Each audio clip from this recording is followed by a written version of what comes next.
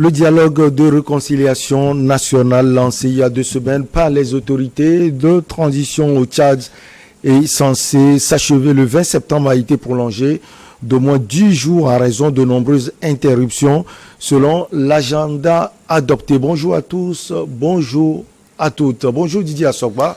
Bonjour. Vous allez bien? Bonjour, ça va. Ouais. Alors, ce dialogue, comme on l'a dit, est prolongé de 10 jours. Pour quelles raisons? Alors, vous savez que les dialogues ne peuvent pas forcément s'inscrire dans un canevas et dans un agenda stricto sensu et déterminé. Parce que là, on parle de la parole, on parle de la discussion, on parle de l'entente entre les couches sociales du Tchad et prédéterminer la fin des discussions avant même de commencer. On savait déjà que ça poserait un problème. Et vous avez vu que le début du dialogue a connu beaucoup de problèmes avec des délégués qui ne s'entendaient sur pratiquement rien. Même l'agenda était difficilement adopté. Et maintenant, les travaux en commission devraient commencer sur... on parle de la réforme des institutions pour créer carrément les institutions là-bas au Tchad. C'est-à-dire on reprend carrément tout pour parvenir à l'adoption d'une nouvelle constitution. Alors que les choses... on pensait que les choses allaient sur des roulettes. Aujourd'hui, on se rend compte que c'est beaucoup plus compliqué que prévu. On a pris du retard et naturellement, il faut prolonger. Je crois même que les 10 jours-là ne vont pas suffire à mon avis. Il faut avoir commencé les discussions, surtout les travaux en commission, pour savoir quand est-ce qu'on pourrait, dans quel délai éventuellement, on aurait pu finir les discussions. Surtout que beaucoup de choses sont à reprendre là-bas au Tchad. Donc, naturellement, cette prolongation est plutôt dans les normes. Et on attend de voir si les 10 jours-là, les délégués vont pouvoir les mettre à profit dans les discussions pour sortir quelque chose de bien pour la nation tchadienne. Alors, report, prolongation, hésitation, est-ce que on peut parler déjà d'échec selon vous, Didier Assogba, ou bien on va trop vite en besogne? Bon, je ne veux pas être pessimiste, mais il faut craindre quand même pour l'aboutissement de ce dialogue. Surtout que beaucoup de mouvements, beaucoup d'oppositions civiles et armées boycottent les travaux, ne veulent pas s'associer aux travaux. Certains qui ont commencé à participer ont commencé par se retirer et d'autres carrément qui suspendent leur participation. Donc vous voyez, c'est beaucoup plus compliqué pour ce dialogue qui a été mal préparé, qui a mal démarré. Et donc je ne veux pas dire que ça va mal finir, mais espérons que ça finisse plutôt dans les meilleures conditions. Surtout qu'il y a des sages de la nation tchadienne qui sont mis à contribution pour amener les uns les autres à de meilleurs sentiments. Il y aura des difficultés, il y a des péripéties, il y a des malentendus, mais prions que justement, jusqu'à la fin des discussions, on puisse entendre sur l'essentiel qui refonde la nation tchadienne pour le bien de tous les Tchadiens. Alors, vous avez parlé de péripéties. On a vu ces manifestants du parti Les Transformateurs de l'économie suisse Masra qui ont été arrêtés, relâchés quelques jours plus tard. Le siège a été également levé. Vous avez parlé de ce comité de sages composé de Tchadiens, non seulement de Tchadiens, mais aussi d'Africains, puisqu'on a vu l'ancien ministre des Affaires étrangères du Burkina Faso, Djibril Bassolé. Est-ce que vous pensez, Didier Assogba, que le pouvoir essaie de tout faire pour que ce dialogue puisse marcher? De toute façon, le jeune Déby, si je me permets de l'appeler ainsi, le général 4 étoiles, à moins de 40 ans, c'est rare en Afrique, mais le Tchad a un incroyable talent naturellement. Ouais. Talent militaire surtout, hein, parce que son papa était maréchal aussi. Voilà, talent militaire surtout. Et donc, quand il est arrivé, on l'a vu tremblotant et tout ça, qui se montrait comme quelqu'un de gentil, mais depuis qu'il s'est enraciné maintenant, il maîtrise déjà les rouages du pouvoir, il commence par bien jouir maintenant et il est en train de bien travailler pour que le dialogue aboutisse ou n'aboutisse pas, c'est toujours dans son intérêt. Donc, et le général Déby, Mahamat Déby n'a rien à perdre. C'est tous les autres qui participent au dialogue qui ont tout à perdre. Donc si ça capote, il est toujours là.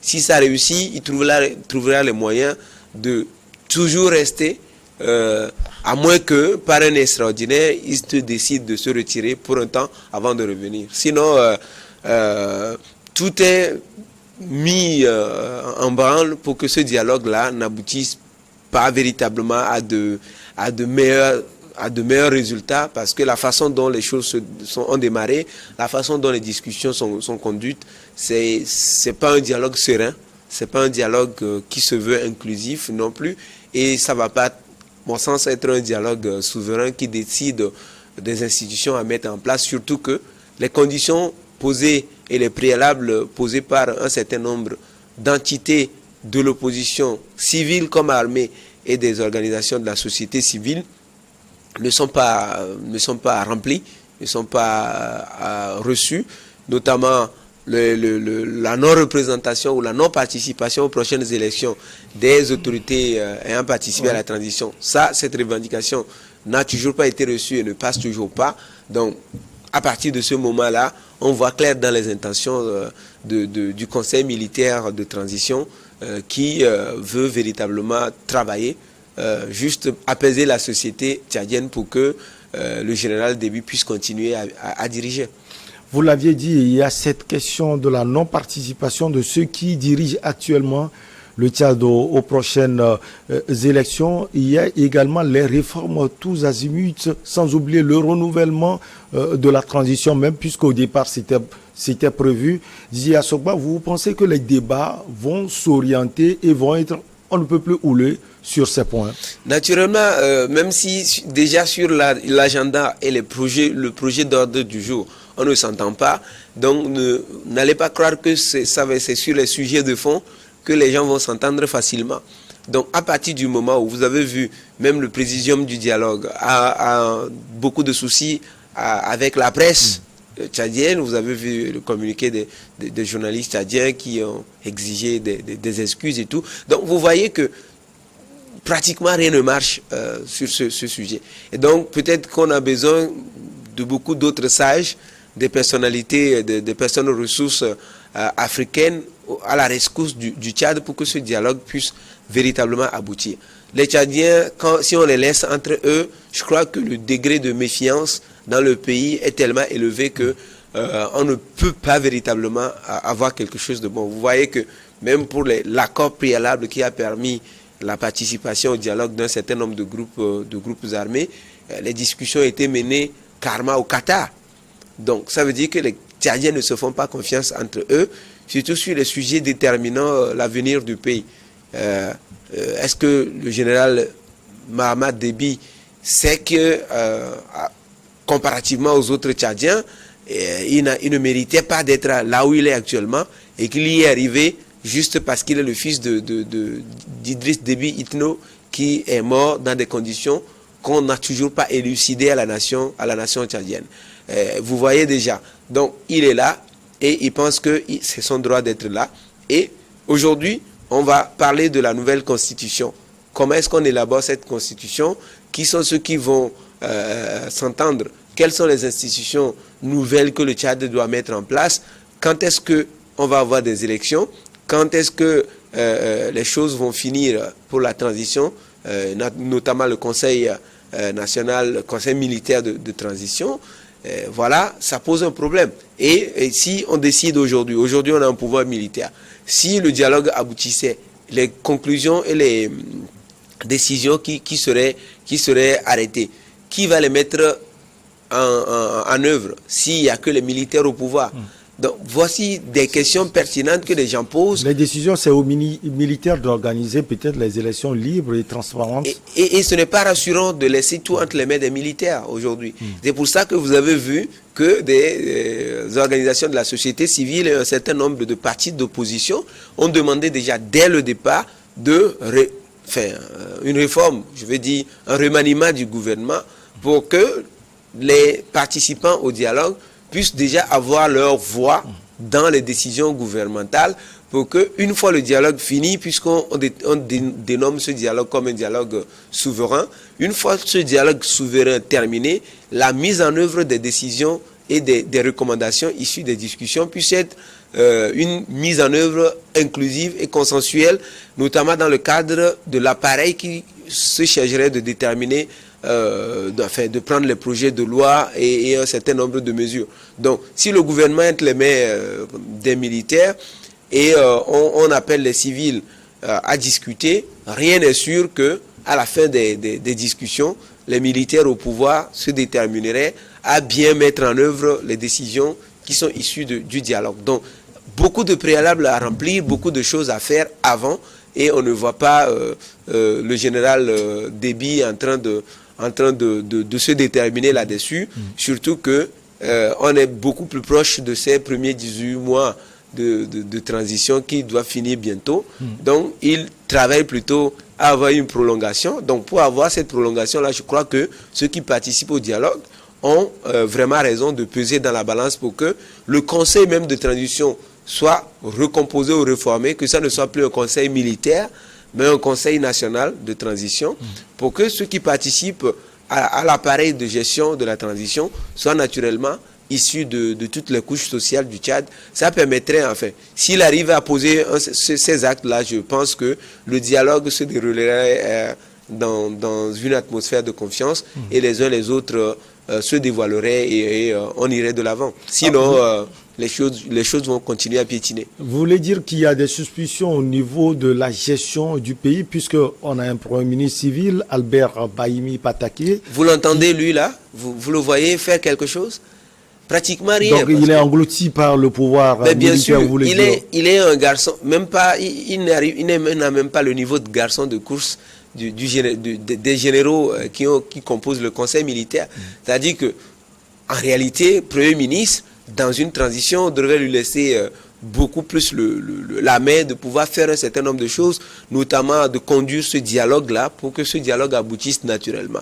Mais depuis, on n'entend que parler du général et après, on n'entend plus parler de personne, ni du Premier ministre, ni des autres membres du gouvernement. Donc, vous voyez, à partir de ce moment-là, ça n'inspire pas confiance aux autres qui participent aux discussions. Donc, naturellement, il faut revoir ou recomposer le gouvernement pour que les choses aillent de l'avant. Alors, vous proposez quel format, Didier Assogba? Concrètement, il faut que ceux qui participent au dialogue, que certains participent ou bien soient nommés ministres. Pour moi, si le Conseil de transition veut véritablement mettre en confiance ses interlocuteurs en face, il vaut mieux d'abord et avant tout réformer d'abord, que tout commence d'abord par la réforme du Conseil d'ailleurs de transition, qu'on sorte la transition du camp, que la transition sorte du camp et vienne dans le peuple, que la transition soit une transition de tous les Tchadiens qui travaillent à réformer leur pays. Puisque là, on parle de la réforme de la société tchadienne avec la réforme de toutes les institutions, sinon imaginez les institutions tchadiennes de demain. Donc à partir de ce moment-là, il n'y a pas que les militaires qui doivent penser ce qui est bon pour le Tchad de demain. Donc, il faut que tout le monde soit dans le conseil et qu'il prenne les décisions. Deuxième chose à faire, c'est de revoir le gouvernement. De revoir le gouvernement qui est moins de militaires et que toute personne de qualité, des gens qui peuvent apporter des choses à la gestion, à une bonne gestion du Tchad pour les 18 prochains mois, soit intégrés dans le gouvernement. Et qu'ils travaillent. Et là, à partir de ce moment-là, si des gens travaillent ensemble, le niveau de méfiance va diminuer. Si le niveau de méfiance diminue, je crois que le dialogue-là pourrait se dérouler dans les prochains jours dans les meilleures conditions et que les garanties soient également données. Est-ce que Mahamat Déby veut véritablement laisser le pouvoir à la fin des 3 ans, finalement, puisqu'on tend vers 3 ans ou même plus de transition, est-ce il s'engage véritablement, comme au départ, à laisser le pouvoir, vu que ces dernières déclarations laissent planer du doute. Donc vous voyez que des gens sont en droit, certains groupes armés sont en droit de pouvoir dire nous ne participons à rien, nous gardons nos armes, si vous déconnez, nous reprenons les armes et nous allons en découdre avec vous. Et que certains partis de l'opposition se réservent également, ne veulent pas se salir avec cette affaire de dialogue, veulent garder leur virginité, entre griffes si vous voulez, et que lorsque des élections seront organisées, qu'ils participent et que s'ils appellent les Tchadiens à manifester, pour qu'ils puissent sortir, parce qu'ils auraient confiance en eux. Donc aujourd'hui, le dialogue tel qu'il est conduit ne rassure pas. Même ceux qui participent savent que ça ne rassure pas. Surtout qu'on a jusqu'à 1400 délégués, mais qui ne s'entendent sur pratiquement rien. Je crains que ça ne finisse comme un dialogue national souverain qu'on a connu dans un pays pas très très très loin du Tchad. Alors, vous pensez que ces propositions vont faire venir les autres partis politiques, les transformateurs de Sucé Masra ou Akitama, c'est la société civile, les FARC et d'autres groupes armés à la table de discussion? Aujourd'hui, si il n'y a pas une garantie de la part de l'armée, je ne vois pas ces gens-là venir parce qu'ils veulent être sûrs de ce qu'ils font. Puisque là, on parle de l'avenir du Tchad et cet avenir ne doit pas être déterminé dans des conditions floues. Les gens ne veulent pas se faire rouler dans la farine. En venant s'asseoir là-bas, on prend les photos et les images qu'on publie partout. Vous les avez vus, ils ont fait la paix avec le pouvoir central de N'Djamena et qu'après, ils n'obtiennent rien et que le pouvoir tienne ce dialogue et ses participations aux travaux comme un trophée de guerre pour les mettre en difficulté parce que c'est de ça qu'il s'agit.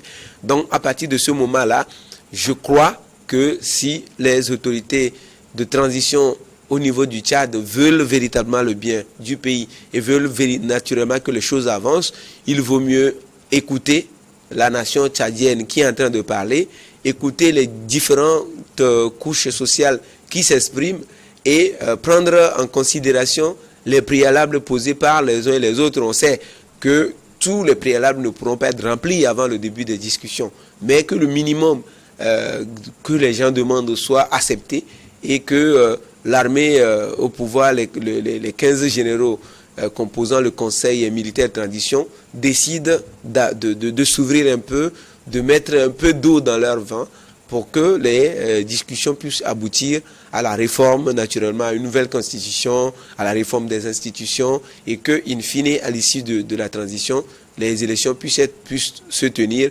Et on ne sait pas, et naturellement, si les autorités là, de la transition peuvent également prendre leur engagement, comme au départ, de ne pas être candidat aux prochaines élections.